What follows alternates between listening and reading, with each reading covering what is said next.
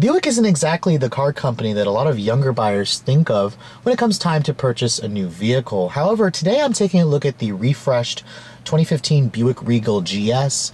Let's take a look and see if the most sportiest and aggressive looking design from the company has what it takes to attract that younger clientele.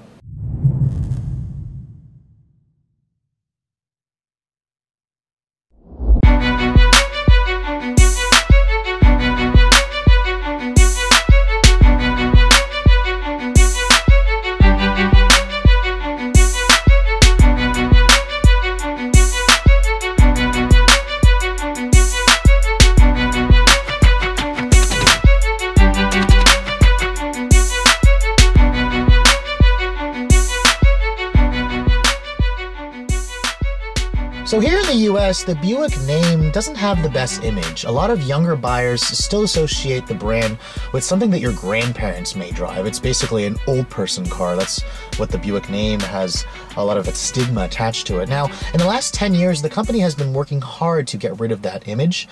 New products have certainly helped. And in fact, if you look at Buick as a brand 10 years ago, the average age of its buyer was about 72. Today, that average age has dropped to about 60, so it's been markedly improved. The company does want to target buyers that are 40 and under for their newest crop of products, and this 2015 Regal that I'm sitting in certainly helps to do that. Now, the Regal name is not new to the US. It's been around since 1973, and what I'm sitting in is actually the 5th generation.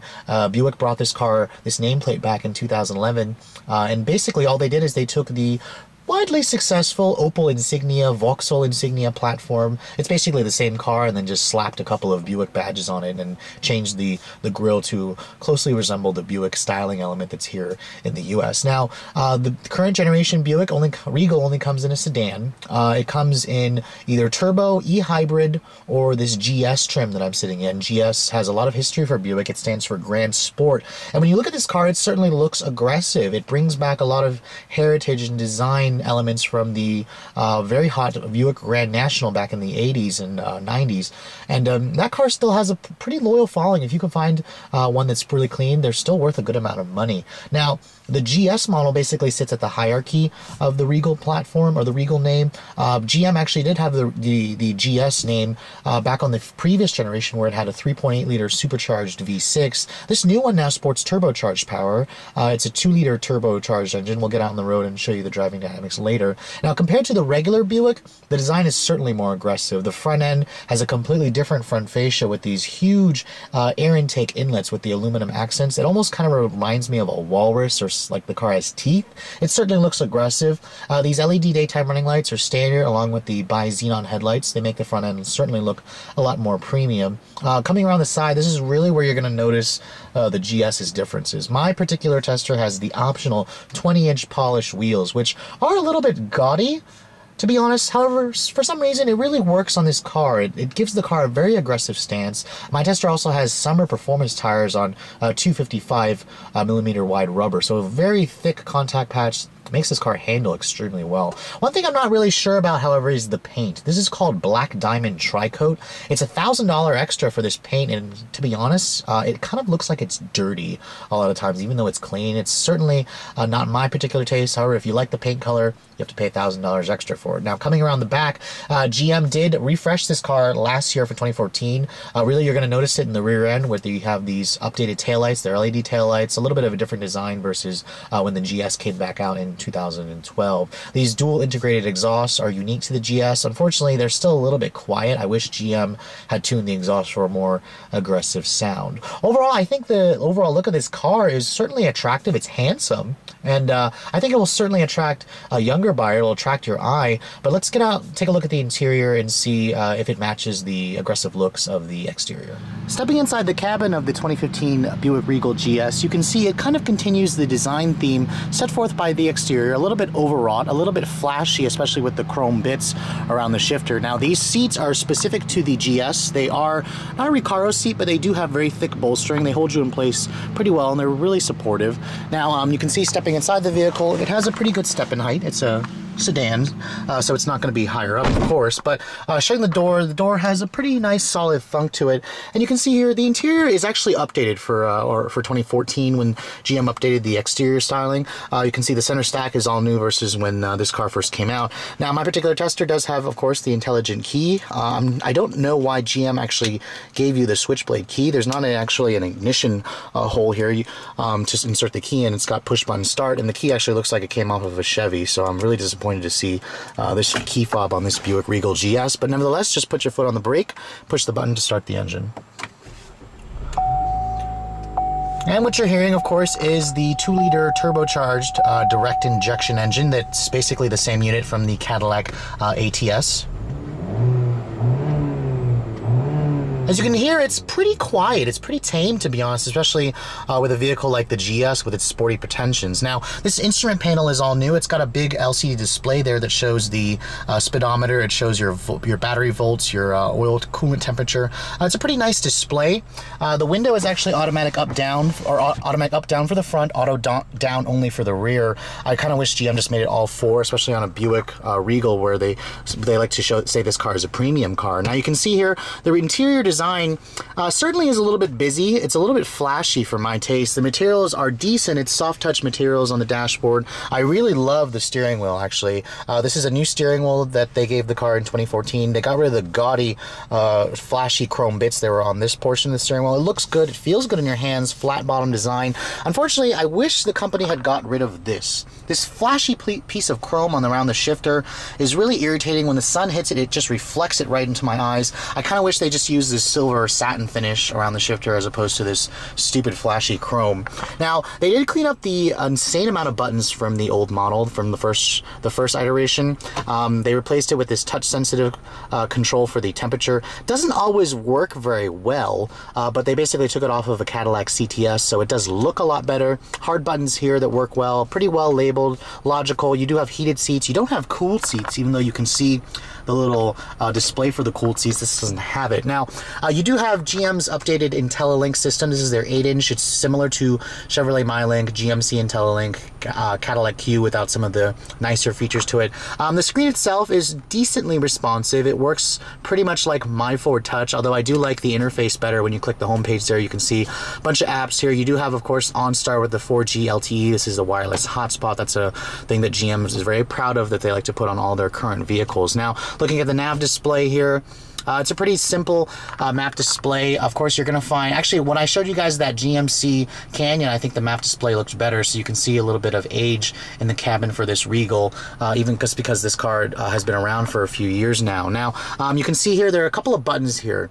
Of course, you're going to see the Sport button here. You would think that would be the button you're going to press when you're going to drive this thing aggressively. You actually want to come over here and push the GS button. That stands for Grand Sport. That's kind of like a Sport Plus setting. When you push that, the instrument panel there kind of glows green, and it just shows you that this is now in its sportiest mode. It basically heightens the throttle response, makes the steering a little bit heavier, which this car has very good steering. We'll get out onto the road later on. Now, when you put this vehicle in reverse, of course, you do have a nice backup camera. It has trajectory. You do have front and rear parking sensors, as my tester does have the driver confidence package 1 and 2.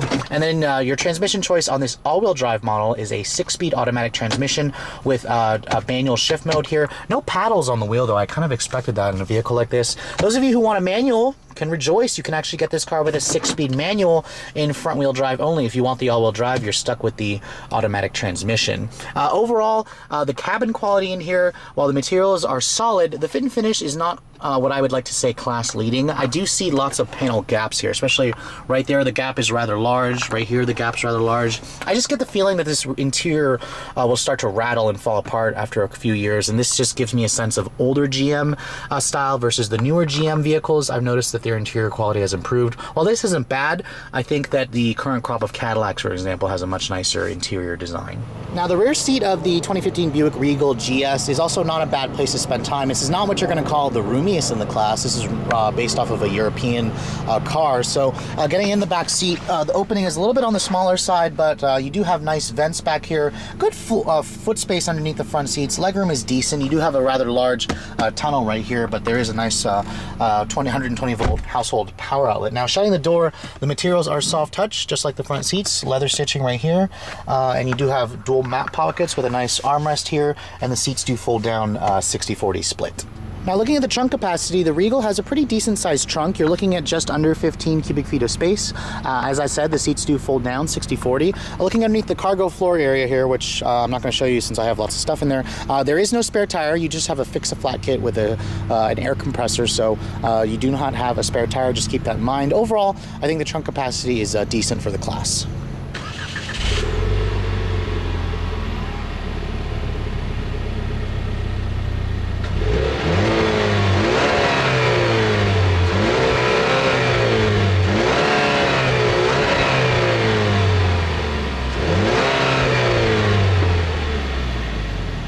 Now, under the hood of the Buick Regal GS, those of you who are expecting to find a V6 or a V8 may be slightly disappointed. However, it's a pretty decent turbocharged engine. This is the 2-liter Ecotec turbocharged direct injection 4-cylinder. It's actually a different engine from the GS that was introduced back in 2012. That model made 270 horsepower. This one's been downgraded slightly, 259 horsepower, but a pretty stout 295 foot-pounds of torque. Of course, this is the only engine available. If you guys go for the lower model GSs, you can get a mild hybrid 2.4 liter. I'd probably just avoid that. Stick with the 2-liter turbo. Fuel economy is rated at 19 in the city, 27 on the highway with the all-wheel drive system. It pairs through that 6-speed automatic transmission. This car is all-wheel drive, as I said. Let's get out on the road and take a look at how it all works together, shall we? So this is actually my first opportunity to drive the Buick Regal GS. I've driven the standard Regal, was somewhat impressed with it, thought it could use a little bit of work. However, when I first got behind the wheel of this car, I thought to myself, just like the commercial, that's not a Buick. Let's get on the road and find out if this is really a Buick or if this is more of a German/European car.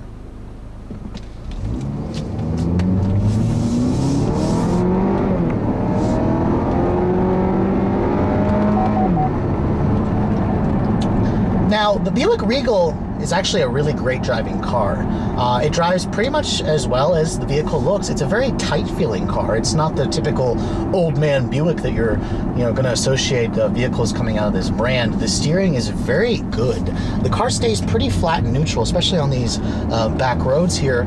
And it just has really excellent driving dynamics. The steering is probably the best part of this Regal. It's very heavy, it's very direct, it's very precise. The car is about the size of your average mid-size family sedan. It's about the size of a Camry, a Honda Accord, and it certainly shrinks when you go down the road. The overall dynamics feel solid, feels very European, so you really do feel that Opel Vauxhall heritage as soon as you climb behind the wheel. Now, the rest of the driving dynamics, the visibility in here is decent. You have a very good sight lines out of the front. The mirrors are a good size, a good view out of the back. Now, my tester does have the Driver Confidence Package 1 and 2. There's 2 separate packages. That's new for 2014. That rolls in passive adaptive collision warning stuff like lane departure warning, forward collision warning, lane change alert. The Collision Package 2 rolls in adaptive cruise and automatic braking, so the active collision stuff.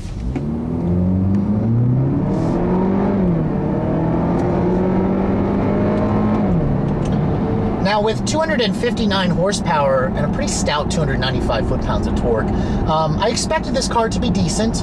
It does have okay acceleration. Expect a 0 to 60 time of about 7 seconds with this all-wheel drive model. The Regal is still a pretty fat car, to be honest. This car weighs close to 4,000 pounds with the all-wheel drive system, which makes it a lot heavier than a lot of its competitors, maybe 300 to 400 pounds heavier, especially versus Acura's TLX. That's a main competitor for this car. The Lexus ES is also a main competitor, but the Buick does hide its weight pretty well. I mean, going around corners, these summer tires with these 20-inch wheels offer a lot of grip. However, this car will push understeers pretty heavy when you go pretty aggressive on the throttle and go aggressive on the turns. But I mean, overall, in terms of fun driving dynamics, this car is not bad. It really does put a smile on my face. It's the first Buick to really put a smile on my face. I just kind of wish it had more of an engine. This car is much more fun in the corners like this.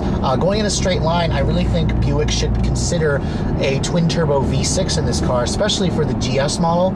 I think that it could benefit from having somewhere around 400 horsepower compared to the 260 that this turbo 4-cylinder gives you. Now, My tester does have Brembo brakes. They are included with the GS model, and they are really excellent brakes. That's the first thing I noticed about this car when I got into it. I pushed the pedal down. It has really excellent bite, and the fade resistance is pretty darn good. You can see here, very, very strong brakes, and the tires have lots of grip.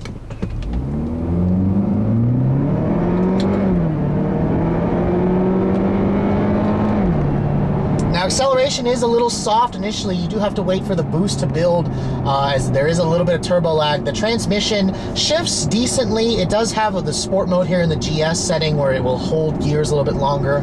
Overall, I'd like to see this car get even more aggressive, just as aggressive as it looks. A dual clutch or the 8-speed automatic from the CTS V Sport, and then a twin turbo V6 with around 400 horsepower. I think that would be an excellent addition to really bring the GS even higher up into its performance credentials.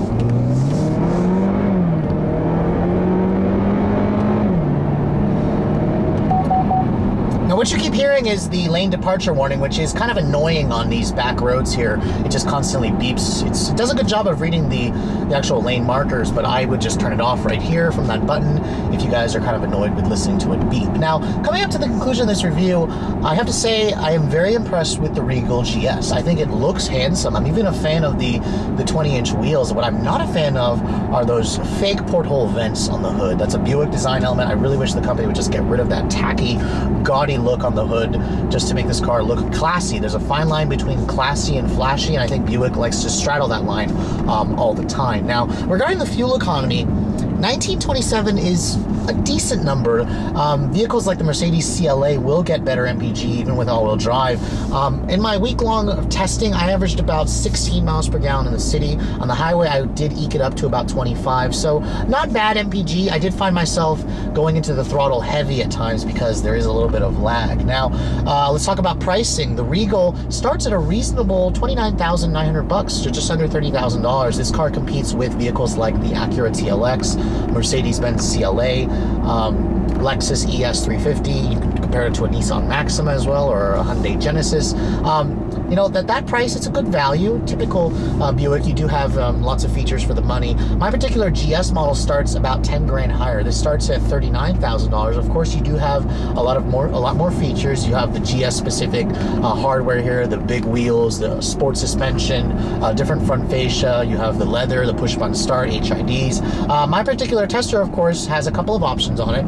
You do have $1,200 for the driver assistance, driver confidence package 2, $1,000 for confidence package 1, $1,000 for the sunroof, a little bit pricey for how small it is, and then $1,000 for the paint, $700 for the wheels. It comes out to a rather eye-opening $45,500. Now, at that level, you could buy a TLX Advanced all-wheel drive, for example, for the same money, which personally I would probably get for myself. Even though the Buick, I think, does look better, it's much more aggressive looking in the way that the Acura just isn't. But keep in mind, a lot of these, you know, these cars come with a lot of rebates, so you probably won't end up paying that 45 mark. But to be honest, I think this car's sticker price-wise is about $5,000 too expensive. It got more expensive in the refresh, where when this car first came out in 2012, it was about $35,000, and now it starts at $39,000 for the base model. Now, overall, I think this car's great. I think if GM put a twin-turbo V6 in it, got rid of the gaudy chrome bits, and made the interior more like a Cadillac, closer to a Cadillac, which, I mean, Cadillac is supposed to be higher up, which it does feel that way compared to this Buick.